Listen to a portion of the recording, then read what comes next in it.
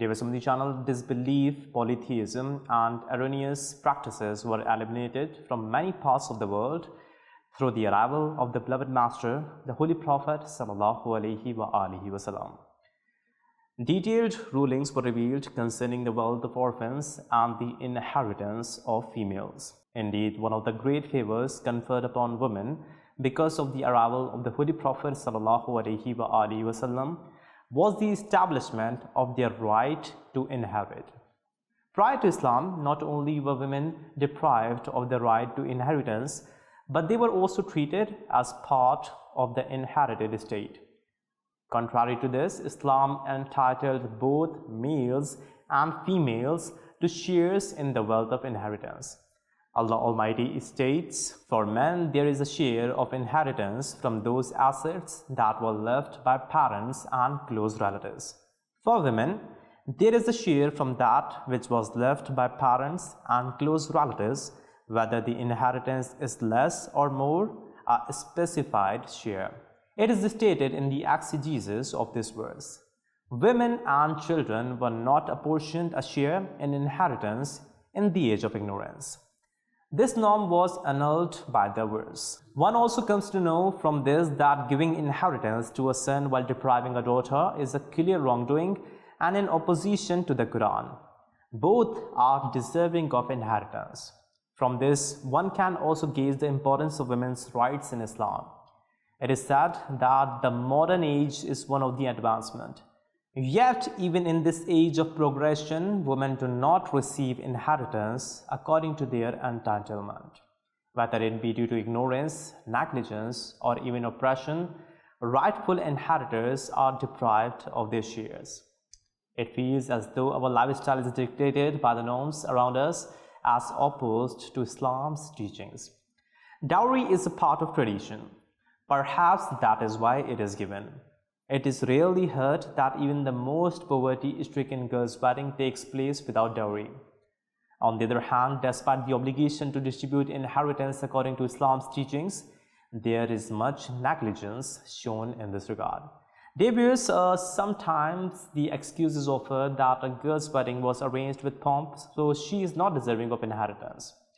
In other instances, due to marrying again, a widow is deprived of her share of inheritance from the first husband's estate. According to Islam, a woman who is married to her husband at the time of his death will be given her share from the inheritance. Even if she marries again after her waiting period, her right of inheritance remains. At times, daughters and sisters are instructed or pressured by relatives to forfeit their share and pardon it without first taking possession of it. Their share is not relinquished due to their merely pardoning of it. It is incumbent on men that they give women the share they are entitled to, and the womenfolk of the family should play a positive role in this too. Keep in mind that the Holy Prophet sallallahu alaihi wasallam said, "Man qata'a miratha warithihi, qata'a Allahu mirathahu min al-jannati yawm al-qiyamati." Whoever deprived an inheritor of his inheritance, Allah Almighty will deprive him of his inheritance of paradise on the Day of Judgment. As a well-wisher, I request that women assist fellow women in acquiring their Islamic rights. If you are a mother and your sons are deciding upon an unjust division, you can please Allah and prevent a family breakup by guiding them and acting justly amongst your children by avoiding favoritism. You can do this by instructing them to follow the commands of Allah and the teachings of the beloved Prophet sallallahu alaihi wasallam.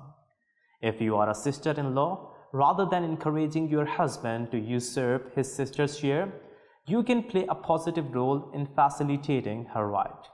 Put yourself in their shoes. If you did not receive your portion from your father or mother's inheritance, or if after you, your daughter was deprived of her right, would that be acceptable to you? When the issue of dividing inheritance presents itself, we should first contact Darul Iftar Sunnah for guidance, and then split the inheritance accordingly. The division of inheritance should not be delayed at all. Every rightful inheritor should be given their share to do with it as they please.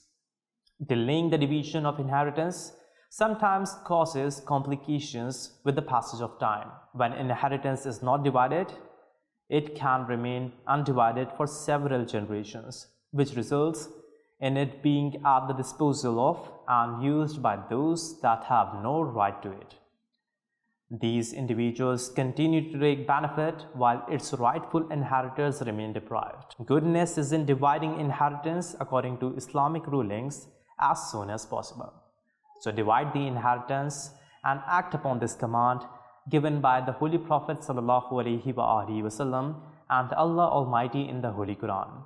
May Allah grant us the ability to act upon the advice that has been discussed. Ameen Bijai Nabil Ameen Sallallahu Ta'ala Alayhi wa Alihi wa Sallam.